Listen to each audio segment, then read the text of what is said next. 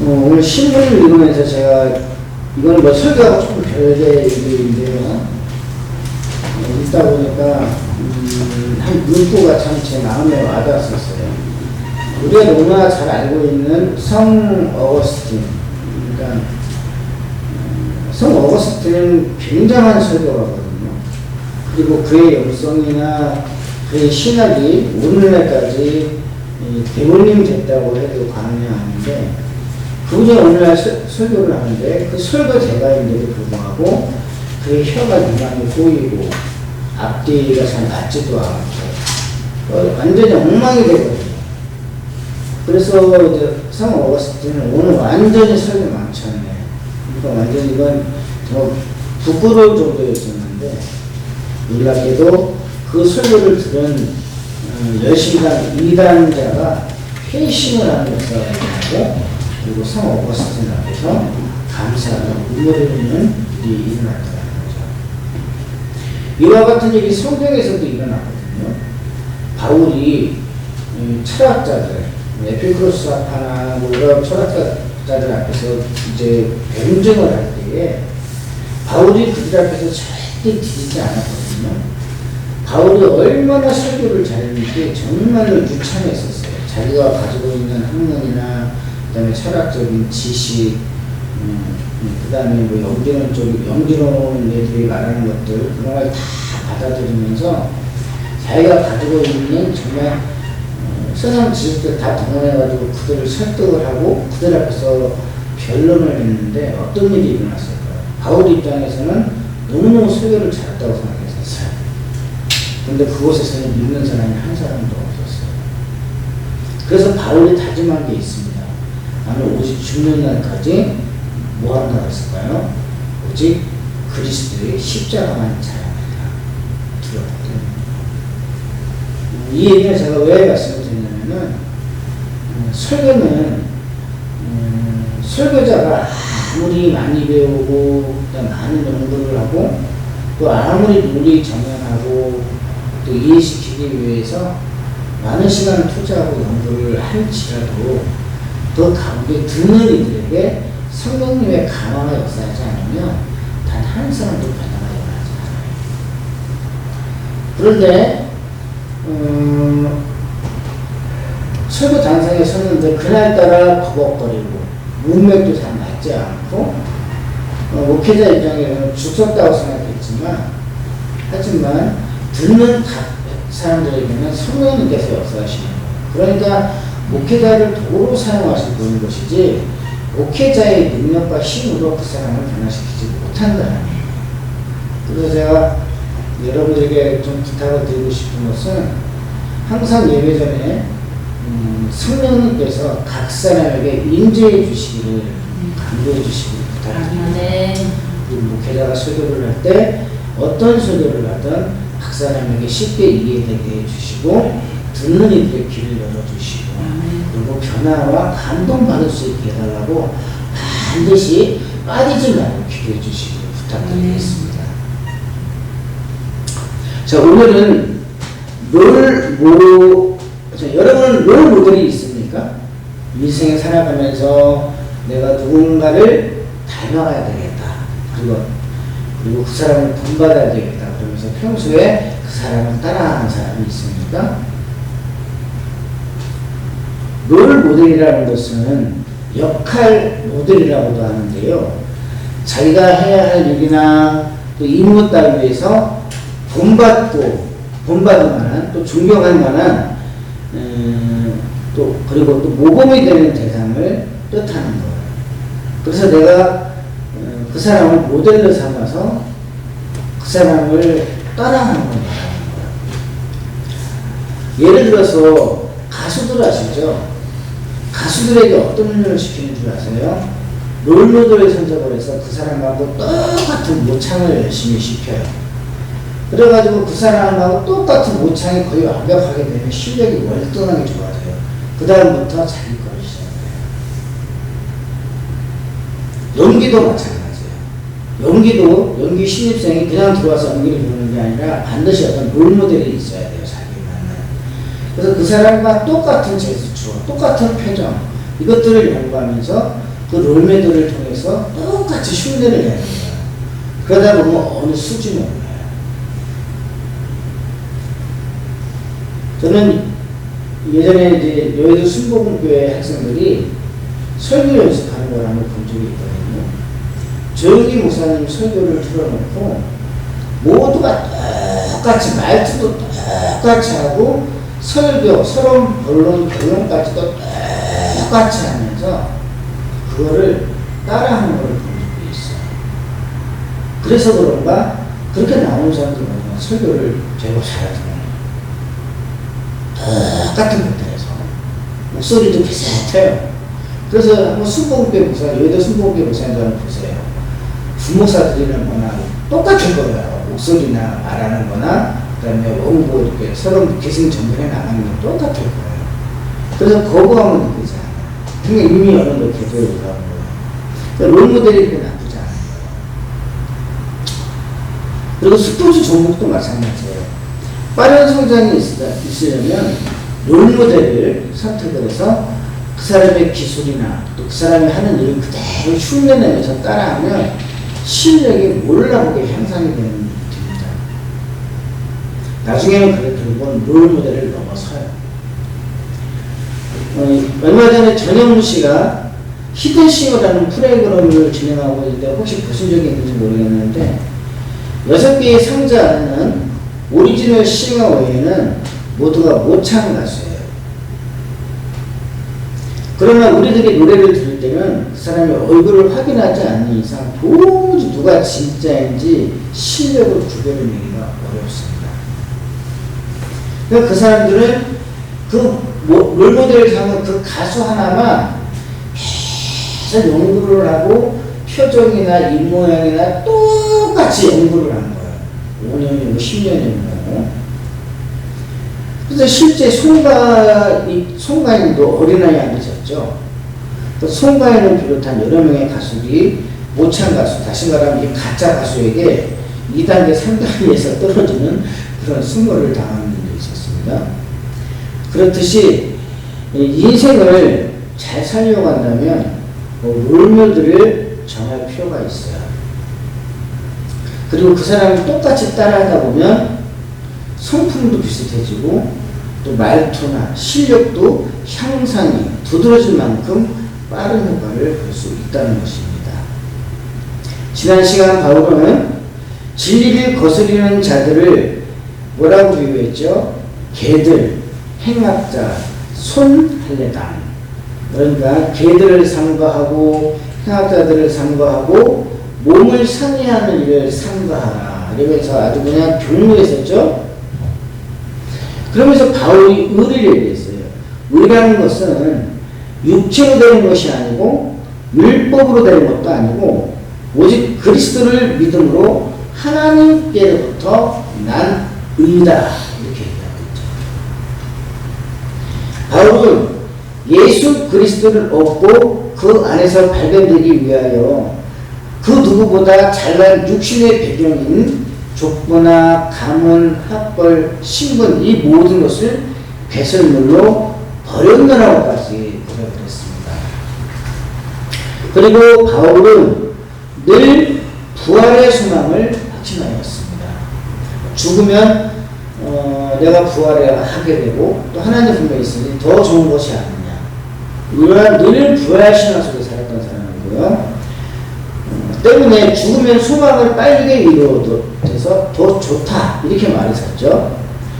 바울은 이러한 부활 신앙 안에 뭐라고 했습니까? 표대를 향하여 그리스도 예수 안에서 하나님이 위에서 부르신 부름의 상을 위하여 달려가노라 이렇게 얘기했습니다. 바울은 오늘 본문을 통해서 바로 무엇을 제시하냐면 롤모델을 제시합니다. 첫째, 나를 본받아라 또는 배우라. 나를 본받아라. 좀 쑥스럽죠? 제가 여러분 앞에 나를 본받으라고 그러면 어떡할 것 같아요? 되게 쑥스러울 것 같아요. 근데 바울은 너무나 담대했어요. 형제들아, 너희는 함께 나를 본받아라. 나를 본받으라는 거예요. 롤모델을 삼으라는 거죠. 너희가 우리를 본받은 것처럼 그와 같이 행하는 자들을 눈여겨 봐라. 바울은 근데 여기 빌립보 교회에서만 그런 얘기 한 것이 아니고 우리가 고린도 교회 성도들에게도 자기를 본받으라고 말한 적이 있습니다. 같이 읽어볼까요? 제가 준비를 안 해왔는데 고린도전서 11장 1절에 보면은 내가 그리스도를 본받는 자 된 것 같이 너희는 나를 본받는 자가 되라. 고린도전서 11장 1절에 그렇게 얘기해요. 또 나를 본받는 자가 되라. 뭘 모델로 삼으라는 거죠? 그렇다면 여기서 바울의 롤 모델은 누굽니까? 그렇죠. 예수 그리스도가 바울의 롤 모델인 거예요. 바울은 자신의 롤 모델이 예수 그리스도이고 늘 그리스도를 따른다는 거예요. 예수님이 하신 대로 따라 한다는 거예요. 그렇듯 너희는 나 바울을 롤 모델로 삼고 그대로 배우고 따라가는 것입니다. 이게 가장 쉬운 거죠. 여러분, 우리가 신앙성숙이 더디거나 삶이 거룩하지 못한 이유 중에 하나도 대표적인 것은 롤 모델이 명확하지 않아서 그래요. 내가 롤 모델을 선정을 해서 꾸준히 그 사람을 배우고 따라하게 되면 신앙은 달라집니다. 그리고 태도도 바뀌어요. 말투도 바뀌고 행실도 바뀌어요. 따라하지 않아서. 롤 모델을 정하는 것은 굉장히 중요해요.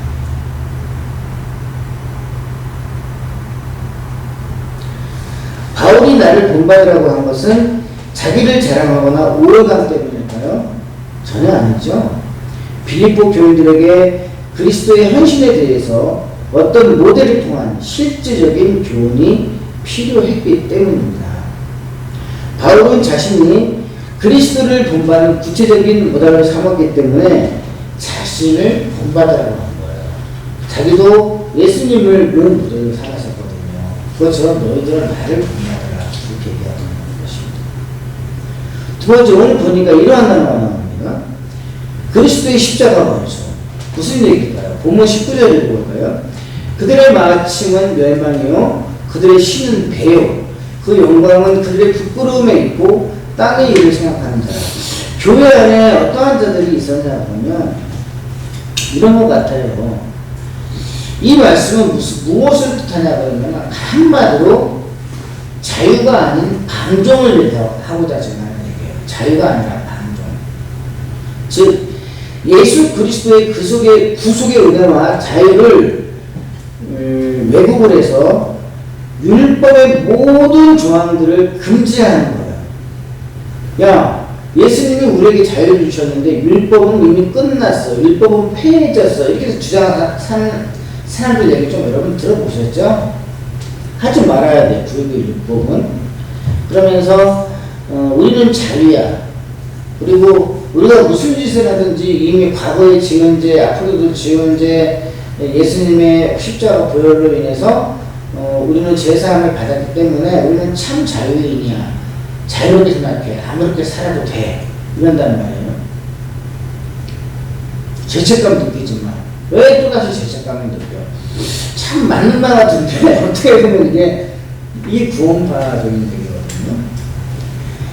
그러니까 근데 이 당시에도 그와 같았다라는 거예요. 그래서 바울은 율법의 모든 조항들을 금지하는 것으로 생각하고 이것이 참 하는 것은 참 자유가 아닌 방종된 삶을 일삼는 것이다. 이렇게 말하고 있습니다. 19절을 읽어보면 그들의 말씀은 멸망이요 그들의 신은 배요 그 영광은 그들의 부끄러움이 있고 땅의 일을 생각하는 자라라고 했거든요.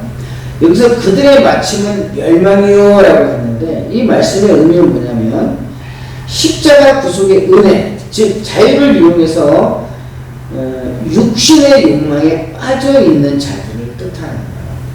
자유로워. 우리는 이제 죄가 없어. 다 사해졌어. 예수님이 지난번 설교처럼 1만 달란트 죄를 다 사해주었어. 없어. 우리는 자유로워.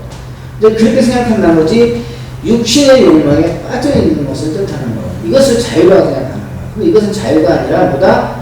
방종이라는 게 방종. 그리고 두 번째 바울은 이렇게 얘기해요. 그들의 신은 배요. 이것은 쾌락주의를 의미하는 것이고 육신의 정욕대로 사는 것을 의미하는 것입니다. 그러니까 자유를 잘못 해석한 것이죠. 구속의 은혜, 구속의 자유를 잘못 이해를 한 거예요. 그리고 맨 마지막에 그 영광은 그들의 부끄러움에 있고 땅의 일을 생각하는 자라 이렇게 했단 말이에요. 그리스도인들이 관심을 두어야 할 일은 무엇일까요? 하늘의 일에 관심을 두어야 돼요. 네. 하늘의 일에 관심을 두어야 되는 반면 이들은 본능적이고 물질적인 일만을 생각하면서 세상 것들의 그 가치 기준을 두고 이것을 축복이라고 말하고 살아가는 거예요. 기복을 구하는 것은 기도가 아니라 하나님께서 원하시는 그 기도의 방법은 뭔가요? 하늘의 일에 대한 반응. 먼저 그의 나라와 그의 일을 강구할 때에 하나님께서 너의 것을 채워주신다고 분명히 말씀하십니다.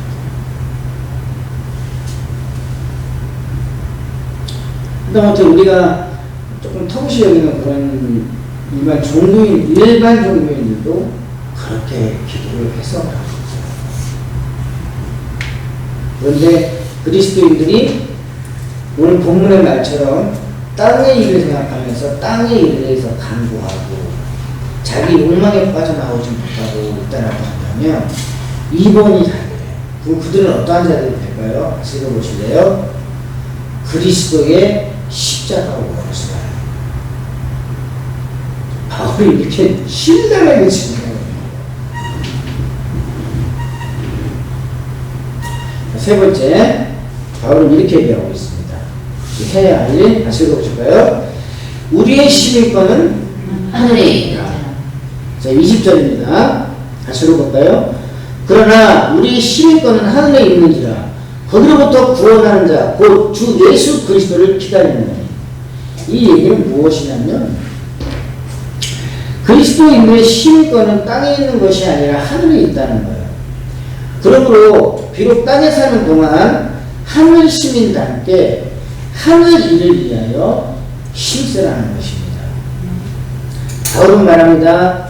빌립보 교인들은 그리고 오늘날 모든 교인들도 그리스도인들도 해당이 돼요. 비록 지금은 지상에 살고 있지만 우리는 하늘에 소속된 하늘 시민권자라는 것을 여러분 믿으십니까? 네. 그러므로 하늘 시민권자는 관심이 하늘에 있어야 하고 하늘 시민권자로서의 책임과 의무를 싫어해야 됩니까? 기뻐해야 합니다. 하늘 시민권자. 그리스도인들은 자신의 연고지가 하늘이기 때문에 우리의 연고지는 하늘이래요. 성경은 우리의 연고지는 하늘이기 때문에 모든 관심사가 하늘에 있으며 진정한 구속자이신 예수 그리스도의 재림을 기다려야 한다. 이렇게 얘기하고 있습니다. 왜냐하면 예수님의 재림이야말로 그리스도인에게 있어서 죄의 세력으로부터 완전한 승리이고 해방되는 날이기 때문인 것입니다. 자, 그러면서 바울은 이와 같이 결론을 냈습니다. 읽어볼래요? 그리스도인들의 변화 21절입니다. 그는 만물을 자기에게 복종하게 하실 수 있는 자의 역사로 우리의 낮은 몸을 자기 영광의 몸의 형체로 같이 변하게 하시니라. 이 말씀의 의미는 이런 뜻이에요. 예수님께서 재림하실 때 그리스도인들에게 임할 구원의 모습이 어떻게 변하는가에 대한 얘기를 지금 하고 있어요. 즉 예수님께서 재림하실 때 그리스도인들은 낮은 몸에서 그리스도의 영광의 몸으로 완전히 변한다는 것을 뜻합니다. 낮은 몸이라는 것은 성도들은 이 땅에 살면서 육신 가운데서 짓기 쉬운 욕망, 아직도 우리는 욕망 때문에 많이 괴로워하잖아요. 그리고 정욕, 그리고 죽음, 질병, 고난 등에 무방비하게 놓여있는 연약한 한 상태의 육신이고 그러한 육신의 연약성을 가지고 살고 있습니다. 그러나 그리스도께서 재림하실 때는 어떻게 되냐면 현재의 이와 같은 썩어진 몸에서 예수님께서 하실 때 입으셨던 영광의 몸으로 썩지 않고 신령한 몸으로 변한다는 거예요. 이와 같은 부활신앙을 가지는 것입니다. 그러므로 이 땅에 살며 여러 가지 어려운 형편과 난관에 부딪히게 되고 유혹이 있을지라도 절대로 흔들리지 말고 주의 군사처럼 주 안에서 서 있으라. 이것이 오늘 사도 바울의 메시지인 것입니다. 자, 결론입니다. 오늘 사도 바울의 말씀을 정리하며 다시 읽어볼까요? 첫째, 우리는 하늘나라의 시민권자인 것을 기억하시기를 바랍니다. 지금 나는 하늘의 시민권자예요. 두 번째, 우리의 롤 모델은 예수님이십니다. 우리는 하나님의 자녀이고 예수님의 제자들입니다. 오늘 말씀을 통해서 심령을 일깨우시기를 바라요. 예수님을 롤 모델로 삼고 부지런히 배우고 따라할 수 있기를 바랍니다. 세 번째, 같이 읽어볼까요? 자유는 방종이 아니라. 예수님께서 십자가 구속을 통해서 우리에게 주신 죄에서부터 해방, 이 자유는 방종이 아니라는 거예요. 율법을 지키지 않고 답하고 아무렇게나 살라는 얘기가 아니에요. 비록 육신이 땅에 거하고 있지만 하늘나라의 시민답게 바울처럼 부활신앙을 가지고 또 나는 거룩하니 너희도 거룩하라고 말씀하셨던 것처럼 늘 거룩을 위해서 하늘 시민권자답게 살아야 한다는 것입니다. 이것이 주께서 오시는 날 우리에게 칭찬과 상급에 해당되는 것임을 믿어야 할 것입니다. 그래서 네 번째 같이 읽어볼까요? 우리가 힘써야 할 것은 하늘의 일에 힘쓰자. 이것이 바울의 오늘 간결한 메시지입니다. 하늘의 일에 힘써라. 그래야 주께서 오시는 그날에 우리에게 칭찬과 상급에 해당되는 것이 이것이다. 이라는 거예요. 그러므로 이것을 믿고 믿음의 군사처럼 일어설 수 있기를 예수님의 이름으로 축원합니다. 아멘. 주 성령이여 오늘 우리에게 이루어서서 제가 말씀드렸죠. 아무리 그 어떠한 고매한 음성으로 또 말씀을 전한다 할지라도 성령께서 역사하지 않으면 어느 누구도 은혜받지 못합니다. 여러분 성령님을 간구해주세요. 도움을 구해주세요. 또 그리고 전술도의 길을 열어달라고 간구해 주시기 바랍니다. 기름 부어주시고 회개가 나타나게 하시고 믿음 주시고 능력 나타나게 해주셔서 그리고 세임한 교회에 성령이 바람을 불게 하시고 거룩한 부흥이 일어나게 하소서. 이 세 가지를 놓고 우리 주여 주여 세 번 하고 합시다. 자, 기도하겠습니다.